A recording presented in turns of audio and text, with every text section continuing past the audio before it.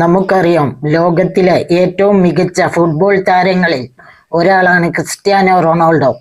തൻ്റെ 19-ാം വയസ്സിൽ അന്താരാഷ്ട്ര ഫുട്ബോളിൽ അരങ്ങേറ്റം കുറിച്ച അദ്ദേഹം നിരവധി റെക്കോർഡുകളാണ് വാരിക്കൂട്ടിയത്. പോർച്ചുഗലിലെ ചെറിയ പട്ടണത്തിൽ ജനിച്ച അദ്ദേഹം വലിയ പട്ടിണിയിലായിരുന്നു കഴിഞ്ഞിരുന്നത്. അദ്ദേഹത്തിന് പലപ്പോഴായി ഭക്ഷണം കൊണ്ടുകൊടുത്തിരുന്ന ഒരു ഹോട്ടൽ വെയിറ്റർ ഉണ്ടായിരുന്നു, ഒരു സ്ത്രീ. റൊണാൾഡോ വലിയ പദവിയിലെത്തിയപ്പോഴും ആ സ്ത്രീയെ മറന്നില്ല. ആ സ്ത്രീക്ക് ഒരു ഹോട്ടൽ തന്നെ വാങ്ങിച്ചു കൊടുത്തു. മാത്രമല്ല, തൻ്റെ കുടുംബത്തിന് ഒരു ആഗ്രഹമുണ്ടായിരുന്നു, ഒരു ജെറ്റ് വാങ്ങണം എന്നുള്ള ഒരു ആഗ്രഹം. അങ്ങനെ ജെറ്റിന് വില വരുന്നത് $300 മില്യൺ. ജെറ്റ് വാങ്ങാനിരിക്കുമ്പോൾ റൊണാൾഡോ എന്ന് ചിന്തിച്ചു, ഞാൻ ഇപ്പോൾ ജെറ്റ് വാങ്ങണോ അതോ നിരവധി പാവപ്പെട്ട ആളുകളുണ്ടല്ലോ അവർക്ക് ഈ പണം കൊടുക്കണോ എന്ന്. അങ്ങനെ പാവപ്പെട്ടവരെ സഹായിക്കാൻ വേണ്ടി റൊണാൾഡോ ജെറ്റ് വാങ്ങൽ ഒഴിവാക്കി. ആ പണം പാവപ്പെട്ടവരെ സഹായിച്ചു.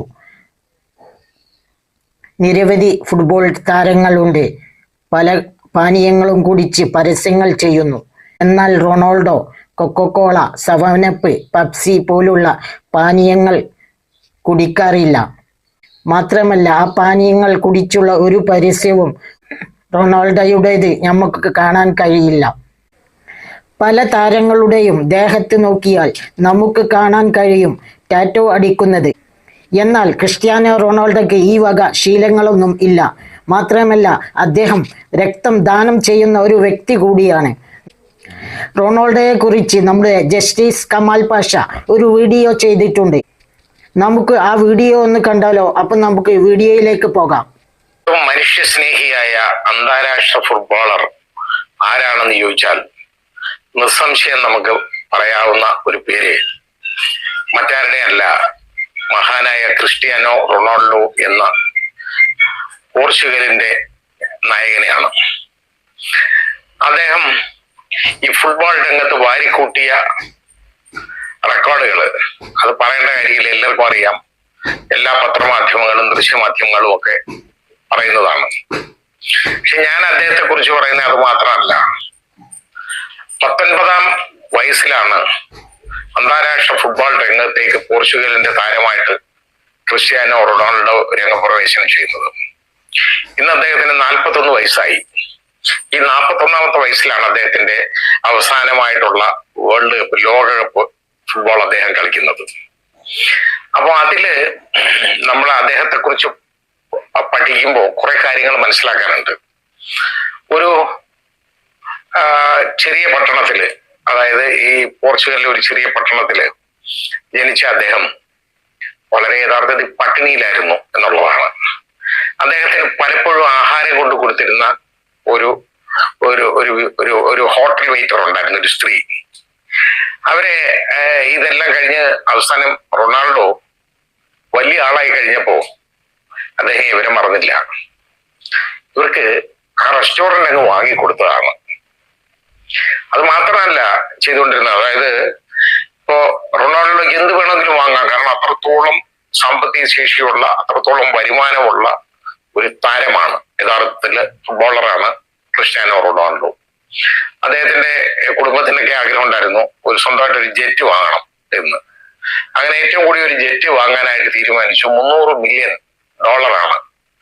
അതിന് കൊടുക്കേണ്ടിയിരുന്ന വില. അത് അദ്ദേഹത്തിന് വലിയ പ്രശ്നമൊന്നുമല്ല.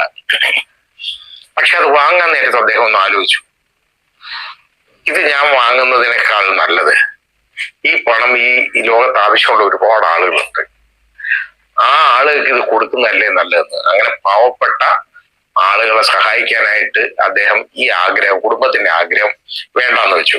അതായത് ഇത് ജെറ്റ് വാങ്ങുന്നില്ല.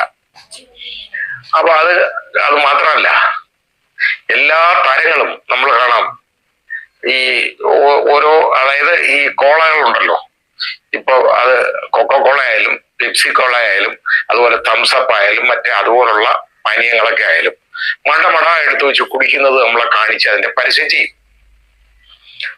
റൊണാൾഡോയുടെ ഒരൊറ്റ പരസ്യം അത് കാണാൻ കിട്ടും ഇല്ല.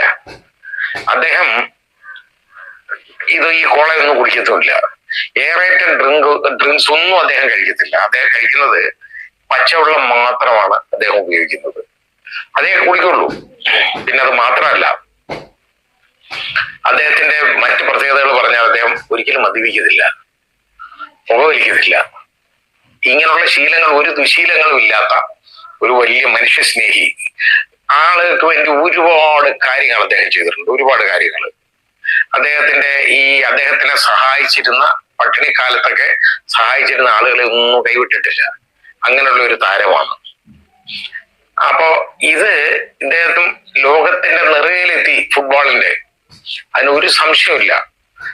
നമ്മൾ കണ്ടേക്കുന്ന ഏറ്റവും വലിയ ഫുട്ബോളർ എന്ന് പറയുന്നത്, ഇപ്പൊ മെസ്സി ഇപ്പൊ നിറഞ്ഞു നിൽക്കുന്നെങ്കിൽ പോലും ക്രിസ്ത്യാനോ റൊണാൾഡോ തന്നെയാണ്. അദ്ദേഹത്തിന്റെ ഉയർന്ന് ചാടിയുള്ള ഹെഡറൊക്കെ ഉണ്ടല്ലോ, ആർക്കും പ്രതിരോധിക്കാൻ ഒക്കത്തില്ല. അതിന്റെ കാരണം വായുവില് അത്രയും പൊങ്ങിച്ചാടാനുള്ള കഴിവ് അദ്ദേഹത്തിന് മാത്രമേ ഉള്ളൂ. അതിന്റെ കാര്യത്തെ കുറിച്ച് ചിന്തിച്ചപ്പോൾ അത് ആളുകൾ പറഞ്ഞത്, അതിനെക്കുറിച്ച് റിസർച്ച് ചെയ്ത ആളുകളുണ്ട്, അദ്ദേഹത്തിന്റെ ഈ തുടയിലെ പേശികളുടെ ബലമാണെന്നാണ്. നല്ല നീളമുണ്ട്, അതിനോടൊപ്പം ഈ തുടയിലെ പേശികളുടെ ബലമാണ്. ആ ഒരു കാല് മടക്കി അദ്ദേഹം ഒറ്റക്കാലിൽ ഇങ്ങനെ പൊങ്ങി ചാടുക എന്ന് പറയുന്നുണ്ടല്ലോ, അത് കാണേണ്ട ഒരു കാഴ്ച തന്നെയാണ്. പക്ഷികളൊക്കെ പൊങ്ങുന്ന മാതിരി തന്നെ ആ രീതിയിൽ അന്തരീക്ഷത്തിലേക്ക് വരും. അങ്ങനെയുള്ള ഒരു പ്രതിഭ. അപ്പൊ അദ്ദേഹത്തിന് 41 വയസ്സായി. അദ്ദേഹത്തിന് ഇത് അവസാനത്തെ വേൾഡ് കപ്പാണ്. ഇത് കഴിഞ്ഞൊരു വേൾഡ് കപ്പിൽ ഒരു ബാല്യം പിന്നില്ലല്ലോ, അങ്ങനൊരു കാര്യമില്ല. അപ്പൊ അദ്ദേഹം നോക്കുമ്പോൾ നമ്മൾ ഇതുവരെയൊക്കെ നമ്മൾ മറ്റു എല്ലാ ഫുട്ബോളേഴ്സിനെയും നമ്മൾ കാണണം.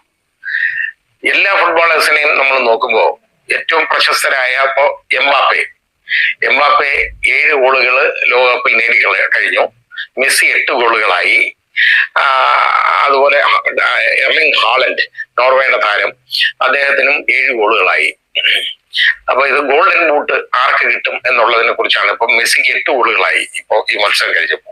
ഇപ്പൊ ഏറ്റവും കൂടുതൽ ഗോളുകളും അസിസ്റ്റും നോക്കിയാൽ അത് മെസ്സിയാണ് ഇപ്പൊ ഉള്ളത്. ഇനിയുള്ള മത്സരങ്ങൾ വേറെ ആയിരിക്കുന്നു. ഇനി ക്വാർട്ടർ ഫൈനലിൽ ഒരു മത്സരമുണ്ട്, അത് കഴിഞ്ഞ് സെമി ഫൈനലിൽ ഒരു മത്സരമുണ്ട്, പിന്നെ ഫൈനലിൽ അടുത്ത മത്സരമുണ്ട്. ഈ 3 മത്സരങ്ങൾ ബാക്കി നിൽക്കുമ്പോൾ അത് ആരെ അവസാനം വരെ വരും ഈ കൂട്ടത്തിൽ എന്ന് നോക്കിയാൽ അവർക്ക് സാധ്യതയുള്ളതാണ്. കാരണം എംബാപ്പെ നല്ല സാധ്യതയുള്ള താരമാണ് ഇതിന്. കാരണം ഈ 7 ഗോളുകൾ എന്ന് പറയുന്നത് ഒന്നുമല്ല, അദ്ദേഹത്തിന് വീണ്ടും അത് മറികടക്കാൻ പറ്റും.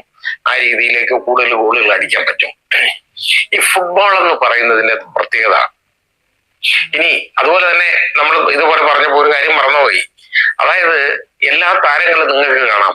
മെസ്സി പോലും ഈ കൈ മുഴുവൻ, അദ്ദേഹത്തിന്റെ ഈ ഇരു കൈകളിലും മുഴുവൻ ഈ ടാറ്റു ചെയ്തേക്കാണ്.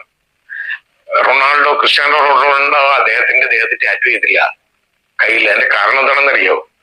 ഈ ബ്ലഡ് ട്രാൻസ്ഫ്യൂഷൻ ഒക്കത്തില്ല. അദ്ദേഹം സ്ഥിരമായിട്ട് ബ്ലഡ് കൊടുക്കുന്ന ആളാണ്. ഈ ബ്ലഡ് ദാനം ചെയ്യുന്ന, രക്തദാനം നടത്തുന്ന ആളാണ്. അതാ ഞാൻ പറഞ്ഞ യഥാർത്ഥ മനുഷ്യ സ്നേഹിയാണെന്ന് ഞാൻ പറയാൻ കാരണം. പാവങ്ങളെയൊക്കെ അത് അതിരിവിട്ട് സഹായിക്കും. ആ രീതിയിലാണ് അദ്ദേഹത്തിന്റെ ആ കാഴ്ചപ്പാടും പോക്കും. ഇപ്പോ അദ്ദേഹത്തിന്റെ അവസാന വേൾഡ് കപ്പാണ്. അപ്പൊ ഇത്രയും ലോകത്ത് ഇത്രയും പ്രശസ്തിയുടെ കൊടുമുടിയിൽ എത്തിയിരിക്കുന്ന ഒരു താരം യഥാർത്ഥത്തില് വേറെ ഞാൻ ആരെയും കാണുന്നില്ല. പലർക്കും ഇപ്പോ ഉദാഹരണമായിട്ട് നമുക്ക് മറഡോണ അർജന്റീനയ്ക്ക് വേൾഡ് കപ്പ് നേടിക്കൊടുത്ത ക്യാപ്റ്റനാണ്. പക്ഷേ അവസാനം അദ്ദേഹം മയക്കുമരുന്നിന് അടിമപ്പെട്ട് വലിയ പ്രശ്നമുണ്ടായി. കൊക്കൈൻ ഉപയോഗം അദ്ദേഹത്തിനെ തളർത്തിയിട്ടുണ്ട്. അത് അവസാനം അദ്ദേഹത്തിന്റെ മരണത്തിൽ കലാശിക്കുകയും ചെയ്തു. അപ്പൊ അങ്ങനെയുള്ള ഈ വീഴ്ചകളൊക്കെ അവരുടെ ഭാഗത്തു നിന്നുണ്ട്. പക്ഷേ ഇതൊന്നും റൊണാൾഡോയ്ക്ക് എതിരെ പറയാൻ പറ്റത്തില്ല. ആ 7ാം നമ്പർ താരം എന്ന് പറയുന്നത്, 7ാം നമ്പർ എന്ന് പറയുന്നത് ഒരു വലിയ ജേഴ്സി തന്നെയാണ്, ഒരു സംശയമില്ല. പിന്നെ ഈ ഫുട്ബോൾ ഒരു ടീം ഗെയിമാണ്. മറ്റ് കളിക്കാരും കൂടെ വിചാരിക്കാതെ ഈ ഫോർവേഡിൽ നിൽക്കുന്ന സെൻട്രൽ ഫോർവേഡായിട്ട് കളിക്കുന്ന ഒരു കളിക്കാരന് പന്ത് കാലിൽ കിട്ടാതെ ഒന്നും ചെയ്യാനൊക്കത്തില്ല.